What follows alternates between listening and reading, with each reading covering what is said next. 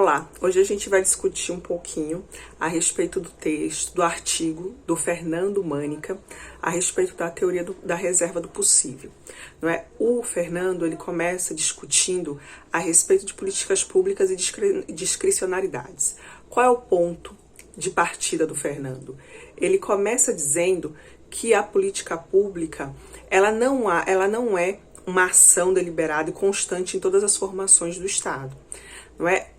A política pública hoje, ela se efetiva a partir do orçamento público. E esse orçamento, inicialmente, ele é pensado apenas como um instrumento de controle do Estado. Um instrumento onde acontece a fixação das despesas e a previsão das receitas, com uma ideia muito rigorosa e que é perseguida pelo Estado de equilíbrio econômico. Essa ideia é uma ideia liberal, é uma ideia que advém do pensamento econômico liberal, onde o Estado ele se afasta da sociedade, não propõe intervenções, não propõe ações do Estado para corrigir qualquer falha, muito pelo contrário, né? Não existe essa ideia de falha do sistema econômico. Então o Estado ele se mantém à margem, ele mantém-se com pouca intervenção na sociedade e ele se utiliza apenas do orçamento não para intervir, não para distribuir renda ou alocar recursos, mas apenas para controlar receitas e despesas. É daí que parte, então, a ideia do orçamento como a gente conheceu há um tempo atrás, né? Com o tempo e principalmente com a construção da ideia de Estado, o Estado, ele então trabalha com uma ideia de orçamento que é simplesmente para controle das receitas e despesas. O que acontece é que quando o Estado ele é chamado a intervir na sociedade, o Estado ele age através das políticas públicas. E as políticas públicas, elas são um conceito que ele é muito recente de ser construído, principalmente porque a sociedade percebe a necessidade de intervenção do Estado. Então, o Mânica, ele cita alguns outros autores e define que políticas públicas é um conjunto de atividades governamentais, né, que coordena tanto ações públicas quanto ações privadas no sentido de atingir um objetivo pretendido pelo Estado. Então, as políticas públicas é um conjunto muito amplo de programas, de ações, de planos governamentais que faz com que o Estado intervenha em determinada realidade. Então, quando o orçamento público ele é mudado, o conceito de orçamento público, a ideia sobre o orçamento público ela é mudado no sentido de fazer dele um instrumento para a consecução das políticas públicas, de fazer dele um instrumento necessário para que as políticas públicas sejam concretizadas. E com isso, direitos fundamentais previstos nos diversos textos constitucionais possam ser de fato tirados do papel, do mundo das ideias e colocados em prática e tornados concretos. Então o Estado passa a se utilizar do orçamento público como um instrumento de ação e de garantia de direitos fundamentais. O Estado, então, ele precisa intervir na sociedade. A sociedade, os atores públicos passam a cobrar uma intervenção mais efetiva do Estado, no sentido de ele alterar a realidade que está posta, alterar as desigualdades, né, agir na sociedade. Ele é clamado a isso, ele é demandado. Então, o Estado ele precisa construir instrumentos para que ele possa intervir. O que ele faz? No texto constitucional de 88, o Estado brasileiro, ele firma a ideia de planejamento. Não é? A ideia de planejamento econômico, ela já existe no Brasil desde Vargas. Não é? Vargas institucionaliza, cria instituições, cria o DASP, tenta regulamentar o orçamento público, a ideia de planejamento, mas de 1930 até 1988, essa é uma ideia que ela é randomizada. Ela vai e volta, mas ela não é uma ideia que se torna fundamental para a administração pública. Então, o que acontece na Constituição de 88, o constituinte originário, ele vai criar o elo entre o planejamento econômico e a efetiva ação do Estado. Então, ele vai criar 3 instrumentos que são importantíssimos e que vai mudar a relação do Estado com o orçamento. Ele vai criar o Plano Plurianual, a Lei de Diretrizes Orçamentárias e a Lei Orçamentária Anual. No Plano Plurianual, ele é o planejamento de médio prazo do Estado. É o planejamento estratégico do Estado, onde o Estado vai definir suas diretrizes, seus objetivos e suas metas.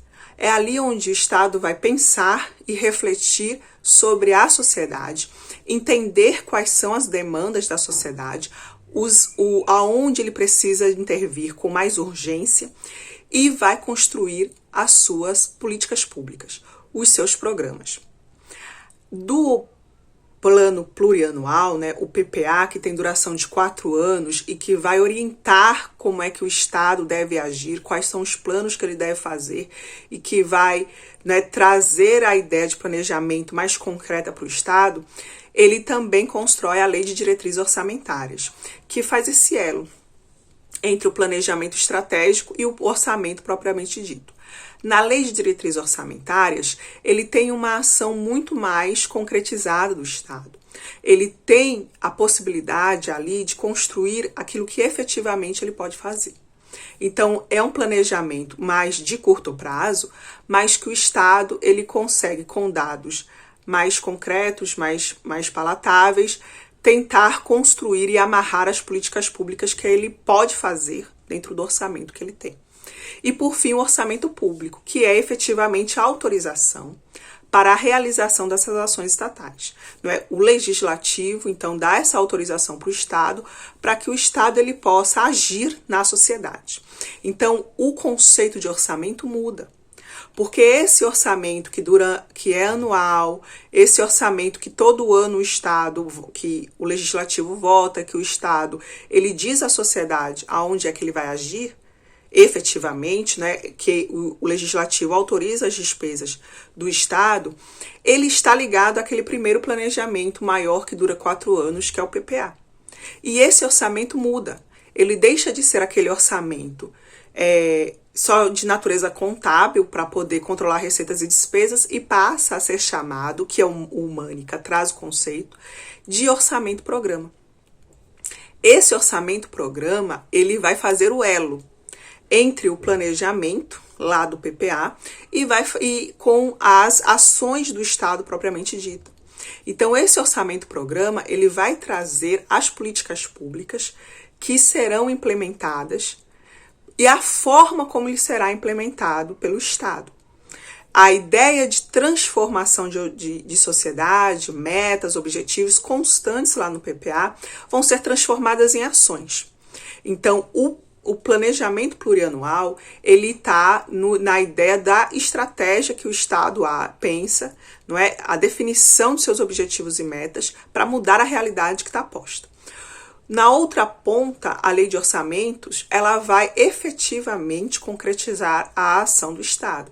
Então, eu vou tirar do campo de abstração e transformar essa política pública efetivamente numa ação concreta, onde o Estado vai intervir na sociedade mudando. O Mânica, em seu artigo, ele faz essa introdução sobre o conceito de políticas públicas e de orçamento-programa para demonstrar que o Estado ele se encontra em um dilema entre a necessidade da sociedade, a necessidade de intervenção de políticas públicas e a escassez de recursos, não é? Entre a escassez de recursos possíveis para que ele possa administrar num determinado ano financeiro.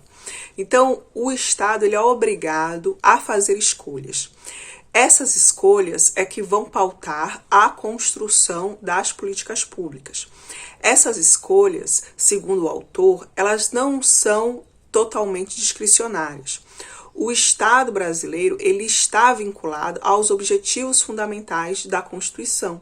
Então, quando ele escolhe quais políticas públicas ele vai fazer, ele deve pautar-se no que a Constituição diz e construir a sua intervenção na sociedade no sentido de conseguir alcançar as metas e os objetivos traçados no texto constitucional.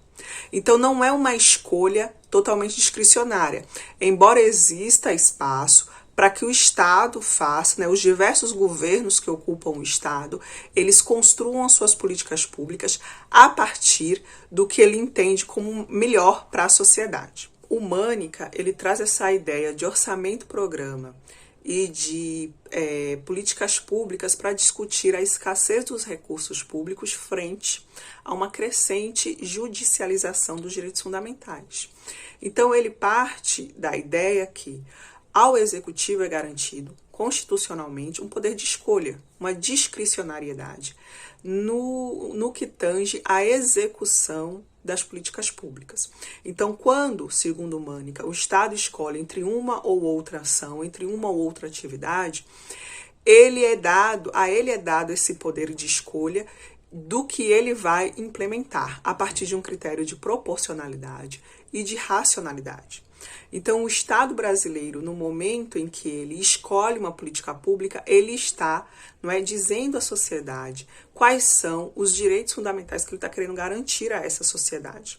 Então, essa crescente judicialização, segundo o autor, causa uma intervenção indevida de um poder no outro. Não é? Então, o autor ele vai concluir, não é, no sentido de que, né, o Estado deve construir, não é, as suas políticas públicas a partir do que ele entende enquanto necessário para a sociedade naquele momento.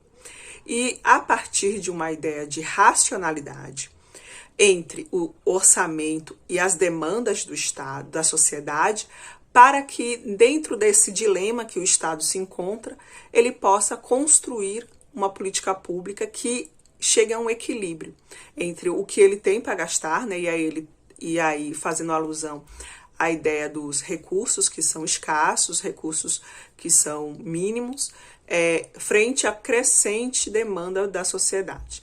O Mânica, então, ele vai concluir o seu texto dizendo que existe uma confluência das decisões judiciais no sentido de aplicar a teoria da reserva do possível de maneira mais racional e de maneira em que ela consiga esse equilíbrio entre a escassez de recursos e a crescente demanda por políticas públicas da sociedade.